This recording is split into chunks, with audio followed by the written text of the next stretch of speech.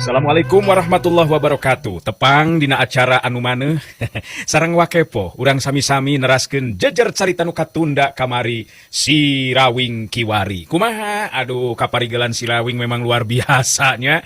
Mohon beuki dieu si Rawing beuki pogot kalayan kasugri mitra-mitra anu biasa ngadangukeun acara dongeng Kiwari garapan wakepo Kiwari neraskeun si Rawing Kiwari. Lah, luar biasa nu mawi kadelali.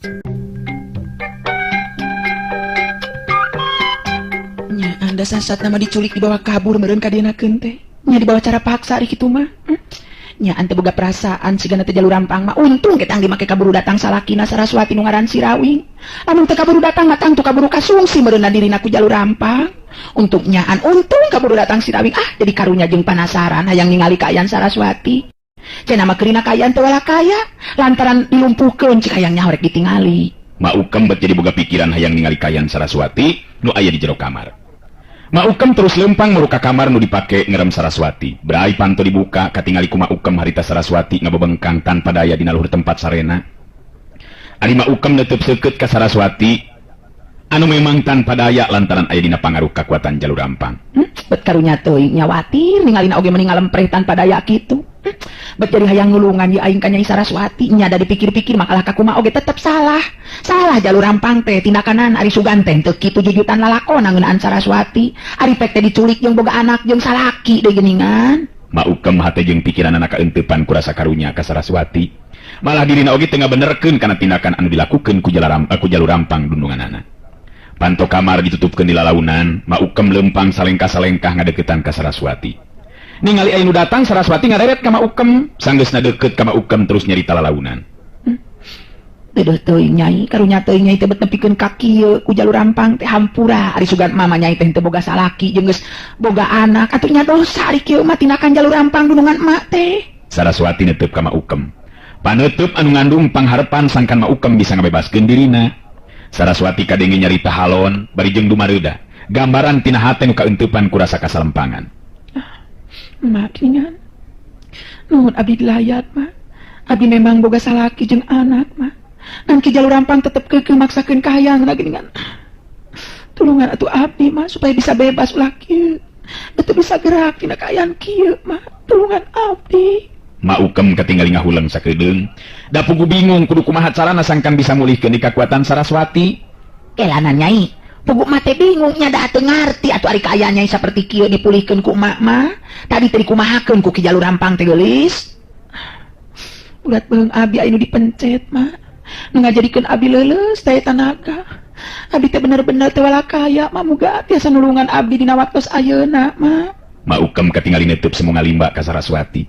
Teu lila terus nyarita deui. Mah oge pugu bet karunya ka Nyai teh. Betul tega ningali Nyai dina kaayaan sarupa kieu. Tapi emak teu terang Nyai kudu kumaha ngubaran atawa mulihkeun kakuatan Nyai nya. Beu ambeut teu teuingeun nya jalur rampang. Keke asa kaudang ingetan ieu teh. Keula Nyai. Maukem katingali harita dua halisna kerung, meh tepung bangun anu mikir jerona keranan. Ari Maukem nyarita jero hatena. Bet asa kaingetan. Nya inget ayeuna mah. Ki jalur rampang gunungan aing teh lamun teu salah mah boga mustika. Nya batu mustika tulak bala nu bisa ngubaran panyakit jeung ngubaran nu keuna ku wisaya atawa ilmu batur. Bisa kitu kira-kirana lamun dipake ngubaran Nyai Saraswati, sangkan pulih di kakuatanana. Nyarek dicobaan be lamun teu salah mah disimpen teh di jero kamar panyepenanana. Beuteut tega karunya ningali kitu mah nya dasar wa awewe aing oge. Kitu bereuntes hate Maukem harita. Kadenge Saraswati nyarita di ka Maukem pinuh ku pangharepan, sabab dirina teu mikeun lamun kudu kasungsi diri jadi korban nafsu setani jalur rampang. Sok ingat mah. Tulungan abdi piraku teu bisa ngabebaskeun kaayaan abdi tina pangaruhna ilmu jalur rampang. Teu hawatos ka abdi mah. Tulungan omat mah. Abdi lebih suka kene ajal batan kudu kasungsi diri ku jalur rampang. Nya kengkeng heula ke Nyai ke. Urang susuganan ieu mah nya, tenang heula ke daguan di dieu. Marek nyokot heula batu mustika panolak bala sugan ieu mah bisa dipake ngubaran Nyai. Gura-giru harita Maukem indit ninggalkeun eta kamar. Terus muru ka salah sahiji kamar nu kabilang mangrupa kamar khusus. Tayan wani asup ka jero eta kamar da pugu kamar panyepenan teh, nyata kamar panyepenan jalur rampang. Sok sanajan Maukem oge kakara harita make wani asup ka jero eta kamar. Kajurung kurasa karunya jeung hayang nulungan Saraswati anu pikawatireun kayanana.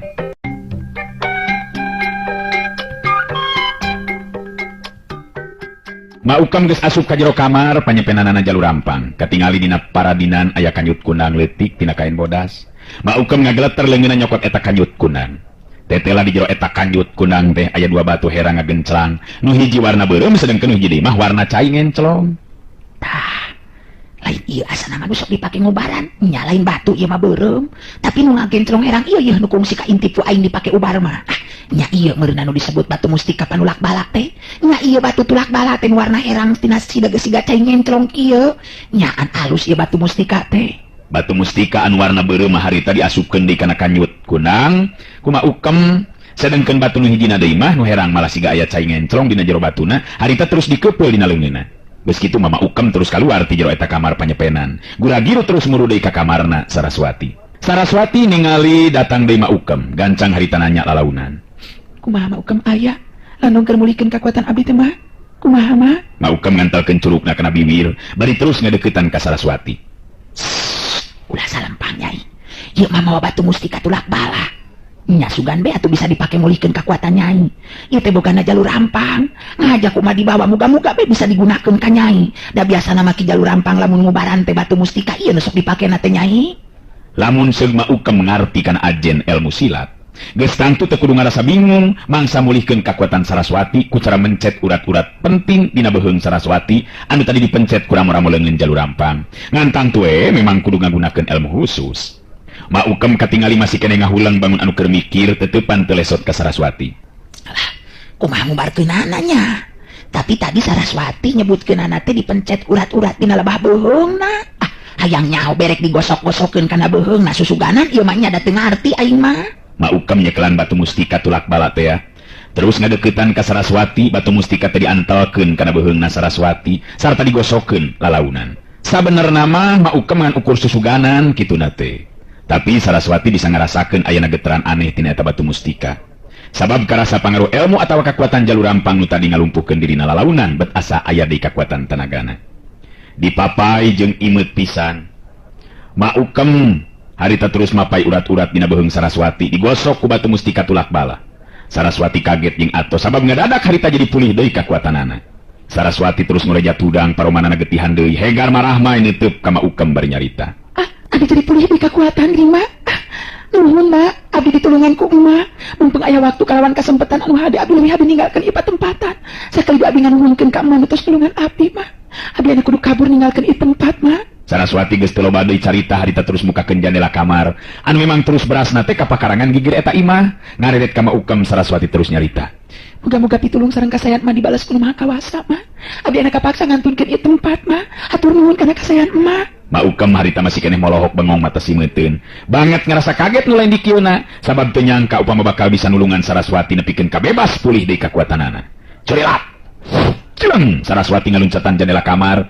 Ma Ukam ngagero kakara sadar meureunnan Saraswati rek kabur ninggalkeun eta tempat. Nyai kelana nyai. Nyai, ya salaki nyai Sirawing teh ayeuna keur tarung jeung jalur rampang nyai Saraswati. Ma Ukam lompat ke lebah jendela kamar nu muka, tapi jirim Saraswati geus teu katingali. Ma Ukam jadi narik napas panjang kakara ina menjadi sadar yen dirina geus ngalakukeun tindakan anu jelas matak ngabahayakeun dirina upama kanyahoan ku jalur rampang sabab dirina geus nulungan Saraswati malah nepikeun kakaburna pisan.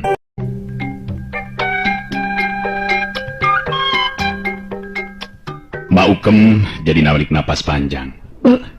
Cilaka lamun kaya kieu mah. Saraswati kalaka terus kabur geuningan padahal aing rek ngabejaan tadi teh yen salakina nyi Saraswati nyata Sirawing ayeuna keur tarung jeung jalur rampang. Do ambo geus rupa-rupa pisan aing mah. Eta tadi kalaka molohok bengong mata simeuteun atuh da. Kasih mah sugan teh moal bisa nyageurkeun Saraswati. Bet nyaan kacida manyurna ieu batu mustika teh. Nah terus ka mana atuh ari Saraswati nya? Wah ningali salakina nu keur tarung meureunnan. Nyayang nyaho rek ditingali ku aing. Ieu batu mustika mah rek disimpen we dina tempatna. Geus kitu maka tingali Ma Ukam. Harita leumpang digura-giru muru ka kamar panyepen, sanggeusna ngasupkeun batu mustika kana jero kanyut kunang wadahna. Harita Ma Ukam terus kaluar ti jero imah rek nuju ka tegalan tempat pakalangan ijen bobesen Sirawing jeung jalur rampang. Kawilang rada hese oge Ma Ukam neneangan Saraswati di antara jalma nu lalajo nu sakitu lobana. Ma Ukam terus muterkeun paneutupna sugan katingali Saraswati alalajo. Geuningan teu katingali Saraswati teh nyaan teu nyahoeun meureunnan. Nyari kitu teh marek nyahoeun kumaha da teu dibejaan meureunnan. Aduh, eta nu tarung kitu bet lieur ningalina oge nu mana ari jalur rampangnya jeung nu mana si Rawing bet meuni cepet kitu jirimna tinjo relat. Maukem nages-nages hayang sidik ka tengah pakalangan pugu memang hese sanajan dibelel-belelkeun oge panona. Sasatna mah tarung dua jago dina tataran ilmu anu geus pada-pada tepi kana puncakna. Jalur rampang harita bener-bener kekerot huntuna. Gemes nu lain di kieuna sabab setiap gempuran anu dilakukeun ku dirina teu boleh bisa kaimbangan ku si Rawing. Malah dina hiji kasempetan nu hade si Rawing mampu ngasupkeun gedoran tonjokan leungeun katuhu kana dada lawan. Hiup jebrod. Bangkieung jalur rampang ngabangkieung mundur ka tukang, tapi geus terus pancuh deui dina tangtunganana. Si Rawing harita netep seukeut kanu jadi lawan. Si Rawing bener-bener harita dina kayaan posisi anu kebenaran alus. Dirina kudu ngaku dina hatena bet kakara ayeuna tepung uras tanaga ngamangsa ijen jajaten jeung lawan. Sarta jalur rampang memang nibanda daya tahan anu hebat. Buktina gempuran tonjokan si Rawing teu mangaruhan naon-naon sigana teh. Anu sok padahal nenggel pisan kana lemah dadana upama seug ninggang ka jago biasa bet piraku teu amrol remuk tulang dadana. Jalur rampang ngatur napasna sedengkeun si Rawing nyerenge seuri sarta kadenge dinyarita. Punah dua-dua ki jalu gede geus saimbang nama yo. Lunas punah kuring coboga hutang kaki jalur rampung. Punah ki jalur rampung. Tengeuna ari boga hutang teh taina mah lamun nganjuk di oge moal loba teuing bayareunana meureun. Atawa kuring ye nu ngajukeun kaki jalur rampung. Mula laju ting harewos jeung pada baturna sabab ari tinggal roting gorowok jeung baturna masuk sieun si Banteng Wulung bener-bener ngabuktikeun ancamanana. Waduh nyan hebat geuningan euy ngaran si Rawing teh. Boha-boha ieu mah yo eleh ku si jalur rampang ku si Rawing yo. Tapi bet asa teu percaya dewek lamun jalur rampang nepikeun ka eleh ku si Rawing mah euy. Pugu dewek oge kaget ningali tandang jeung tata gerakna euy. Nya paling jago samanea ieu mah euy. Marukanan. Nyaan paingan cek bulur dewek di lembur batur macana kasohor euy ngaran si Rawing teh. Bagian si Banteng Wulung ayeuna nu ngagorowok ngabobatohan si Rawing. Anu tangtu emang ayeuna wanieu nyarek ka manehanana. Ngayo paju nerus ka ngawing-ngawing. Ngentong dibere ngampun Kang. Ngentong dibere ngampun momokona mah nganu ngaran si Jalum Papang nina rubuh ngajengkang. Ayo nganten terus. Nerus ka ngawing-ngawing. Ngentong dibere deui ngampun Kang. Nu mokona mah kudu bener-bener ngeleh weh. Si Jalum Papang ka ngawing-ngawing. Sora si Banteng Wulung meueuhan daruan mata kaget pikeun sakabeh nu aya di dinya. Beungeut jalur rampang beuki beureum lir upama beusi atah beuleuh.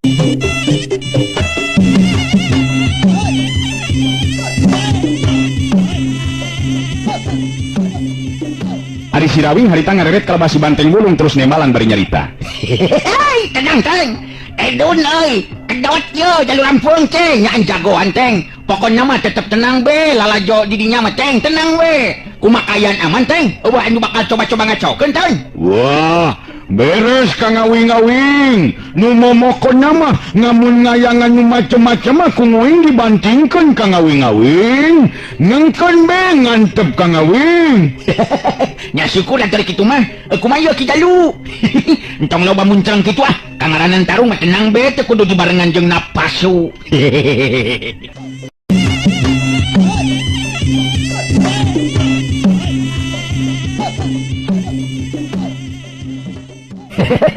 Nya syukur ari kitu mah teng. Kumaha ki jalu. Tong loba muncang kitu atuh kangaranan tarung mah tenang be tenang teu kudu dibarengan jeung napasan. Kumaha urang pindor deui bae teh atawa urang leureuh heula. Nya bisi be urang ngopi heula. Tetap nyase jeung tenang kayan ayeuna mah tenang we ki jalu. Si Rawing dina waktu harita estu tenang nakeranan. Jalur rampang sorot panon beki seukeut ka si Rawing lir upama nu mampu nembus kana jantung. Celila terus nyarita. Rawing, si Laing memang kawilang jago nu hebat euy. Kakara ayeuna pangeusi lembur ningali kalalajoanan dewek kudu adu hareupan jeung lawan nu bisa tahan leuwih ti 10 jurus. Malah bisa males ngasupkeun panarjang ka dewek. Tapi ingetkeun Rawing. Dewek si jalur rampang jago nu jelas bakal jadi rajana jago di Tatara Sunda. Urang teruskeun ieu tarung tanpa leureum. Upama di antara urang tacan aya ngalayang jiwa. Ayus. Ayus memang kudu kitu. Nah, asa teh. Sia mantong lebar-lebar deuleu. Awas urang mimitian di Rawing. Srog jalur rampang ngawangun deui pasangan dina jurus-jurus ampuh ilmu silat jabar layang. Si Rawing kerung bari neuteub seukeut kanu jadi lawan, sabab berada beda pasangan jalur rampang dibandingkeun jeung pasangan anu tadi geus dilakukeunana. Ngandung harti jalur rampang terus ngaronjatkeun ajen jurus-jurus ampuhna. Si Rawing sadar kana kayaan malah kaeunteupan ku perasaan sabil sagala rupa.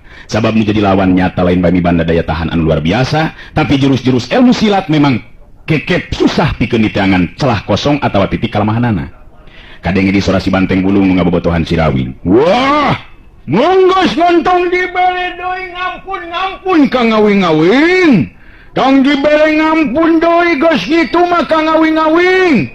Gancang si Jalu Papa ngelehkeun Kang. Ngarang urang bisa leureuh nerus ngurang dahar bareng Kang. Nu momokonna mah urang mah kudu ngelehkeun si Jalu Mapang. Nyani moal bisa menang si Jalu Papang. Kang ngawing-ngawing jago uing mesti menang oi.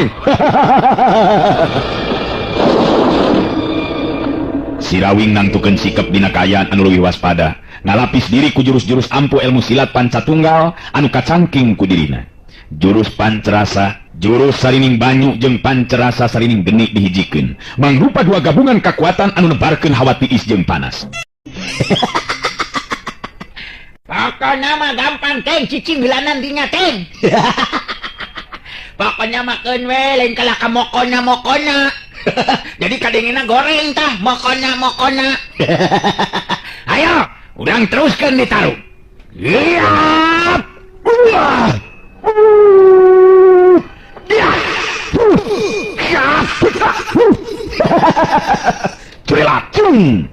Jalur rampang maju dina rajang.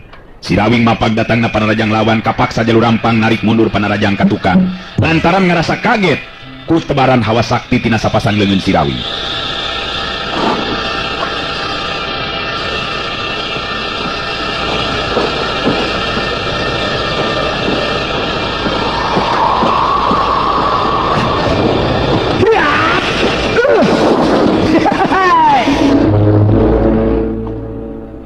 Si Rawing mapag datangna parajang lawan kapaksa jalur rampang narik mundur panarajang ka tukang lantaran ngerasa kaget ku tebaran hawa tiis atau hawa sakti sapasang leungeun si Rawing. Leungeun anu harita nebarkeun hawa panas, sedengkeun sambaran leungeun kenca nebarkeun hawa tiis.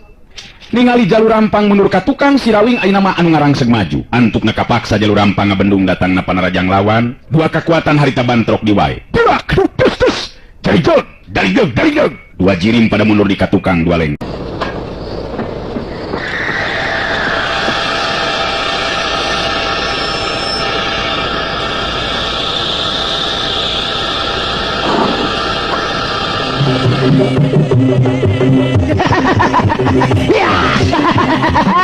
Mokona mah Teng, mokona.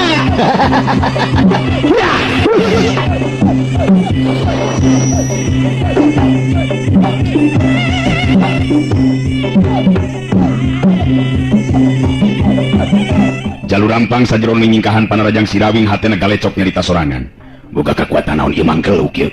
Leungeun nebarkeun hawa panas, leungeun kencana nebarkeun hawa tiis. Gabungan dua kekuatan antara panas jeung tiis. Malah dina geteran hawa anu hebat. Geteran kekuatan nu bisa ngabakukeun kana urat jeung getih, atawa nu hawa panasna bisa ngaduru kana kulit jeung daging. Dan bener-bener aing panggih jeung lawan anu saimbang ieu mah yeuh. Bisa kira-kira kitu aing ngelehkeun si Rawing. Tong bari jeung ngalamun tarungna ki jalur rampung. Bisa kabenangan ke. Omongna si Rawing memang jadi kenyataan sabab beureup leungeun katuh si Rawing keuna pisan kana lebah puceuli katuh ki jalur rampang. Hiup cebrot. Bangkiung, daligdeug jalur rampang ngabangkiung bari ngagerok kaget jeung nyeri. Memang jalur rampang oge sadar balanga saeutik hiji kauntungan pikeun lawan. Karasa puceuli jeung beungeutna asa panas direrab seuneu. Si banteng wulung kadenge harita ngagerok deui suka anu lain di kieuna, hatena sabab si Rawing ayeuna mah anu mampu ngasupkeun tenggelanana. Bener kitu ka ngawing-ngawing. Ngeta ngagara jagong euy. Mokona mah moko-mokona mah ngentong dibere nganyempetan ka ngawing-ngawing. Ngayo ngaju deui Jalu Papang. Ngayo ngaju deui lain ngicing itu bae. Maju. Srog jalur rampang ngawangun di pasanganana. Malah jelas ayeuna mah dina jurus pasangan anu beda jeung tadi. Katingali jalur rampang awakna rada ngareundeuk ka handap. Si Rawing anu geus sababaraha puluh kali tarung ijen wawasen jeung rupa-rupa jago dina tahapan pangarti nu beda-beda, geus bisa apal kana ketak nu jadi lawan. Jelas jalur rampang aya bari metakeun kakuatan jurus pamungkas, mangrupa puncakna kakuatan jeung puncakna ilmu nu kacangking ku jalur rampang.